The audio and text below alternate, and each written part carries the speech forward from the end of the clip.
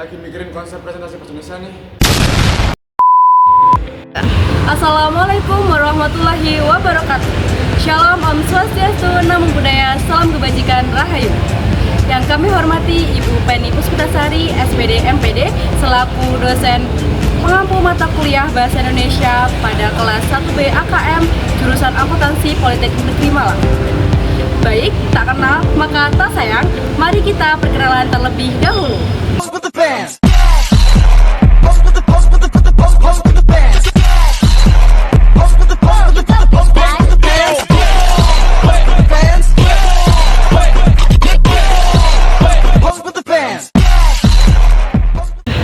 Baik, setelah menyimak video singkat perkenalan kami, di sini saya akan memulai presentasi. Sebelum memulai presentasi, izinkan saya untuk berpantun. Gubernur datang mencari aspirasi, masyarakat kecil inginkan solusi. Izinkan kami memulai presentasi, semoga menanti mendapatkan apresiasi. Baik, saya akan menyampaikan mengenai latar belakang pembuatan modul perusahaan dagang yang telah kami buat. Kalian sendiri pernahkah bertanya-tanya bagaimana sebuah toko atau perusahaan mencatat setiap transaksi jual belinya? Dari pembelian stok hingga penjualan ke customer. Nah, perusahaan dagang sendiri merupakan tulang punggung ekonomi yang aktivitasnya sederhana namun vital, di mana perusahaan dagang sendiri merupakan perusahaan yang membeli barang dan menjualnya kembali tanpa mengubah bentuk barangnya. Contoh dari perusahaan dagang yaitu toko elektronik atau toko laptop yang akan dibahas pada modul ini.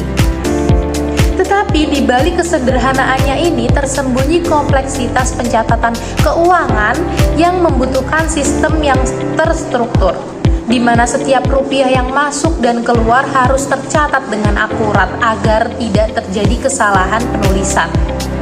Inilah mengapa siklus akuntansi berperan penting dan menjadi kunci sukses dalam pencatatan laporan keuangan. Mulai dari pencatatan transaksi, penjurnalan, posting ke buku besar, hingga akan menjadi laporan keuangan yang dapat dipercaya dan akurat. Sayangnya masih banyak mahasiswa, bahkan mahasiswa akuntansi sendiri yang masih sulit untuk memahami konsep dalam konteks nyata. Karena teori yang ada di buku terasa jauh dari praktik bisnis yang sesungguhnya. Karena itulah kami menghadirkan modul praktikum yang aplikatif dan kontekstual. Karena ini adalah saat untuk menjembatani gap antara teori dan praktik untuk mempersiapkan kalian, terutama mahasiswa akuntansi, dalam dunia kerja yang sesungguhnya. Baik, di sini saya akan menjelaskan tentang identitas perusahaan yang kami ambil untuk dasar pembuatan modul dagang kami. Jadi perusahaan yang kami ambil itu bernama Victory Computer yang berdiri sejak 1 Februari 2020 yang berlokasi di Jalan Mapataru, Kecamatan Lokwaru, Kota Malang. Jadi Victory Computer sendiri adalah perusahaan dagang yang bergerak di bidang penjualan perangkat teknologi seperti laptop, printer, dan juga aksesoris komputer. Perusahaan ini melayani berbagai segmen pelanggan seperti individu, institusi pendidikan, dan juga perusahaan swasta, di mana seluruh produk yang ditawarkan itu bergaransi resmi dengan pelayanan cepat dan juga harga yang kompetitif. Untuk pembuatan modul, kami melakukan wawancara dengan Bapak Owner sendiri dari Victory Computer, yaitu Bapak Khalis. Beginilah dokumentasi dari wawancara kami. Kak, studi kasus apa sih yang kalian angkat? Apa ya? Yuk, sini aku kasih tahu. Iya, betul sekali. Memang di dalam perusahaan itu pasti terdapat permasalahan-permasalahan yang dihadapi. Apalagi ini adalah perusahaan dagang yang sistem pencatatannya pun juga kompleks dan sangat beragam. Nah, dalam perusahaan yang kami ambil Victory Computer ini juga terdapat beberapa masalah yang dihadapi. Yang pertama yaitu ketidaksesuaian persediaan antara data stok dan kondisi fisik barang di gudang. Permasalahan ini juga mengalami beberapa akibat, yaitu pelanggan juga sering menerima informasi bahwa barang tersedia padahal stok kosong. Nah, banyak juga pelanggan yang sudah melakukan pembayaran di awal atau DP tetapi pengiriman tertunda karena barang tidak tersedia. Masalah ini kan juga akan menurunkan kepuasan pelanggan dan berisiko kehilangan klien tetap, terutama institusi yang membutuhkan pengiriman yang sangat cepat. Kenapa sih hal ini bisa terjadi? Karena penyebab perusahaan ini tuh mengalami atau menimbulkan beberapa permasalahan karena sistem pencatatannya itu masih menggunakan sistem fisik yang akhirnya tidak dapat mengetahui persediaan akhir setiap saat atau real time, dan tidak ada integrasi antara divisi penjualan, gudang, dan keuangan. Lalu untuk permasalahan yang kedua, yaitu perusahaan juga mengalami permasalahan di bagian piutang usaha yang menumpuk dan akhirnya gagal tertagih. Nah, pelanggan tidak mau membayar tepat waktu, bahkan ada yang gagal bayar juga. Piutang yang menumpuk ini akan mengganggu arus kas perusahaan. Kenapa bisa terjadi? Karena perusahaan tidak mempunyai kebijakan akuntansi berupa termin dan tidak terdapat kebijakan berupa penyadangan. Hal tersebut bisa diatasi oleh kebijakan-kebijakan akuntansi sebenarnya. Maka nanti akan kita bahas di modul kami, juga ada kebijakan yang relevan atas permasalahan ini. Baik, untuk yang terakhir, permasalahan yang terakhir adalah laba bersih yang tidak akurat. Nah, laba bersih yang tidak akurat ini kan menunjukkan bahwasanya perusahaan ini mempunyai laporan keuangan yang tidak mencerminkan kondisi sebenarnya. Kenapa bisa terjadi? Karena biasanya perusahaan UMKM seperti perusahaan dagang ini itu belum mengakumulasikan beban-beban dan tidak mendokumentasikan beban-beban secara terperinci. Beban-beban yang dimaksudkan adalah pengeluaran-pengeluaran tersebut. Nah, penyebabnya bahwasanya beban operasional tersebut itu tidak dicatat secara terperinci dan tidak dilakukan penyesuaian beban yang telah dibayar terlebih dahulu per bulan atau per periode. Baik, setelah dijelaskan rekan saya tadi mengenai permasalahan-permasalahan yang ada di perusahaan, di sini saya akan menjelaskan kebijakan yang relevan untuk permasalahan-permasalahan yang ada di perusahaan. Baik, untuk permasalahan yang pertama yaitu mengenai persediaan. Di sini perusahaan itu bisa menggunakan metode protokol dan perhitungan FIFO.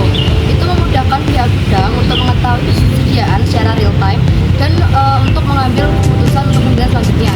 Untuk permasalahan yang kedua yaitu piutang dapat ditagih. Ini perusahaan dapat membuat sebuah cadangan kerugian piutang, di mana di saat ada kerugian piutang itu cadangan itu dapat mengcover kerugian tersebut dan tidak akan mengganggu arus kas perusahaan. Untuk permasalahan yang ketiga yaitu laba bersih yang tidak akurat. Di sini perusahaan itu dapat melakukan pencatatan pada beban-beban yang ada pada periode tersebut dan melakukan penyesuaian pada akhir periode. Penyesuaian ini dilakukan pada beban-beban yang dibayar di muka, seperti contohnya iklan dibayar di muka, sewa dibayar di muka, dan yang lainnya. Setelah kita menyimak mengenai kebijakan akuntansi yang dijelaskan oleh rekan saya akan menjelaskan bagaimana tahapan untuk menyusun laporan keuangan. Yang pertama adalah menganalisa bukti transaksi. Selanjutnya kita membuat jurnal berdasarkan bukti transaksi tersebut. Jurnal tersendiri dibagi menjadi dua jenis. Yang pertama jurnal khusus dan jurnal umum. Untuk jurnal khusus sendiri, yang pertama yaitu jurnal penjualan, digunakan saat kita menjual barang dagangan secara kredit. Yang kedua jurnal pembelian, saat kita membeli barang secara kredit. Maksudnya jurnal kas masuk saat kita menerima kas. Yang terakhir yaitu jurnal kas keluar saat kita mengeluarkan kas. Lalu jurnal umum dibagi menjadi dua juga. Yang pertama yaitu jurnal kas kecil yang digunakan saat kita mengeluarkan kas dalam jumlah yang relatif kecil. Dan terakhir jurnal umum yang digunakan untuk saat kita retur pembelian kita dan retur penjualan dari pembeli kita. Selanjutnya kita mencatat pengeluaran dan pembelian persediaan kita di dalam kartu persediaan. Setelah kita melakukan pencatatan di jurnal umum dan jurnal khusus, kita melakukan posting jurnal tersebut ke dalam buku besar. Setelah kita memposting buku besar, kita menyusun neraca saldo sebelum penyesuaian. Setelah itu kita menyusun jurnal penyesuaian, lalu kita memposting lagi ke dalam buku besar untuk menemukan saldo setelah penyesuaian. Setelah itu kita menyusun neraca saldo setelah penyesuaian. Setelah itu kita menyusun sesuatu yang bersifat opsional, yaitu kata saja yang digunakan untuk memudahkan kita menyusun laporan keuangan. Selanjutnya kita menyusun laporan keuangan yang terdiri dari laporan barugi, laporan perubahan ekuitas, dan laporan posisi keuangan. Setelah itu kita menyusun jurnal penutup untuk menutup akun-akun yang perlu ditutup. Lalu kita memposting jurnal penutup tersebut ke dalam buku besar. Lalu kita menyusun neraca saldo setelah penutupan untuk digunakan ke dalam periode yang akan datang. Baik, jadi dalam pembuatan modul ini tidak hanya membutuhkan informasi-informasi dasar seperti yang telah dijelaskan tadi, tetapi tetapi kami juga membutuhkan informasi-informasi keuangan. Lebih tepatnya, kita juga memerlukan informasi keuangan di akhir periode sebelumnya. Hal tersebut untuk menjadi dasar pembuatan neraca awal di periode yang kami ambil atau di periode sekarang. Nah, informasi-informasi keuangan tersebut meliputi piutang dagang, kas di bank, kas kecil, ada perlengkapan, akibat tetap seperti peralatan, kendaraan, hutang, dan modal dalam perusahaan tersebut dalam akhir periode sebelumnya. Nah, akun-akun tersebut akan dijadikan satu kesatuan menjadi neraca saldo awal yang akan menjadi acuan dalam pencatatan jurnal dan penyusunan laporan keuangan untuk perusahaan tersebut. Selanjutnya, kami juga mencari informasi terkait transaksi operasional dan non-operasional perusahaan yang nantinya akan menjadi dasar pencatatan dalam perusahaan tersebut. Transaksi itu meliputi transaksi pembelian, transaksi penjualan, ada juga transaksi pembayaran angsuran dan pengeluaran beban-beban yang nantinya akan dicatat di dalam bukti transaksi seperti bukti kas masuk, bukti kas keluar, faktur, dan nota. Baik, saya akan menjelaskan mengenai bukti transaksi yang ada dalam perusahaan dan transaksi apa saja sih yang ada dalam perusahaan dagang. Bukti transaksi sendiri merupakan dokumen yang digunakan untuk pencatatan transaksi yang digunakan pada proses pencatatan penjurnalan akuntansi. Ada dua jenis bukti transaksi, yaitu bukti transaksi internal yang dibuat oleh perusahaan atas transaksinya, kemudian ada bukti eksternal yang dibuat oleh perusahaan supplier kepada kita atas transaksinya. Kemudian di sini saya akan menjelaskan mengenai bukti transaksi internal. Yang pertama ada bukti kas masuk atau biasa disebut dengan BKM, di mana bukti ini merupakan dokumen atas penerimaan kas atau uang yang masuk ke perusahaan. Pada bukti kas masuk ini akan dicatatkan pada jurnal penerimaan kas. Kemudian ada bukti kas keluar. Bukti kas keluar sendiri merupakan dokumen yang digunakan atas pencatatan pengeluaran kas atau uang yang keluar dari perusahaan, dan ini akan dicatat pada jurnal pengeluaran kas. Kemudian ada nota kontan penjualan. Nah, nota kontan penjualan ini merupakan bukti transaksi penjualan yang dibuat oleh perusahaan dan transaksi penjualannya dilakukan secara tunai. Ini akan dicatatkan pada jurnal penerimaan kas. Kemudian nota faktur penjualan. Nah, nota faktur penjualan itu merupakan bukti transaksi penjualan yang dilakukan secara kredit, sehingga nantinya nota faktur penjualan ini akan dicatatkan pada jurnal penjualan. Kemudian pada voucher kas kecil, di mana voucher kas kecil ini merupakan dokumen yang digunakan untuk mencatat pengeluaran kas kecil atau transaksi kas kecil yang akan dicatatkan pada jurnal kas kecil. Nah, selanjutnya ada bukti memorial. Bukti memorial sendiri merupakan bukti atau dokumen yang digunakan untuk pencatatan penyesuaian, di mana ada transaksi-transaksi yang tidak melibatkan kas seperti depresiasi atau penyusutan kendaraan, penyusutan aset seperti itu. Dan nantinya bukti memorial ini akan dicatatkan pada jurnal penyesuaian. Kemudian ada bukti eksternal perusahaan, di mana bukti ini dibuat oleh perusahaan supplier untuk perusahaan kita. Yang pertama ada nota kontan pembelian, di mana nota kontan pembelian ini merupakan bukti transaksi pembelian secara tunai, dan nota kontan pembelian ini akan dicatatkan pada jurnal kas keluar. Kemudian ada faktur penjualan. Ini merupakan bukti transaksi yang digunakan untuk pencatatan pembelian secara kredit. Nota faktur ini dicatatkan pada jurnal pembelian. Kemudian ada nota kredit yang dikeluarkan oleh perusahaan supplier kepada kita. Nah, adalah bukti transaksi retur penjualan bagi supplier kepada kita yang nantinya akan dianggap sebagai retur pembelian pada perusahaan kami.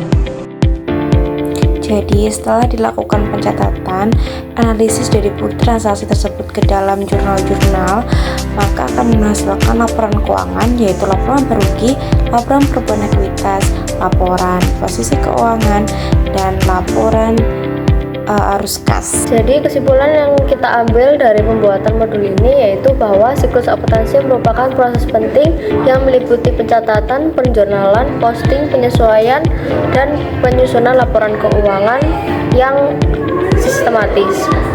Nah, pada perusahaan dagang seperti toko laptop ini, siklus akuntansi itu bisa membantu untuk menghasilkan laporan keuangan yang akurat dan dapat dipercaya, sehingga bisa membantu dalam pengambilan keputusan bisnis.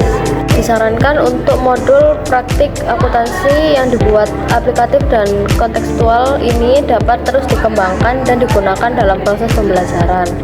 Modul ini harus mencantumkan contoh transaksi dan kasus nyata yang relevan dengan perusahaan dagang seperti toko laptop ini. Selain itu, mahasiswa juga harus diberi kesempatan untuk melakukan praktik langsung secara berulang supaya mereka dapat menguasai siklus akuntansi secara menyeluruh dan meningkatkan kemampuan pelaporan keuangan mereka. Siang-siang pergi ke kota, jangan lupa beli alpukat.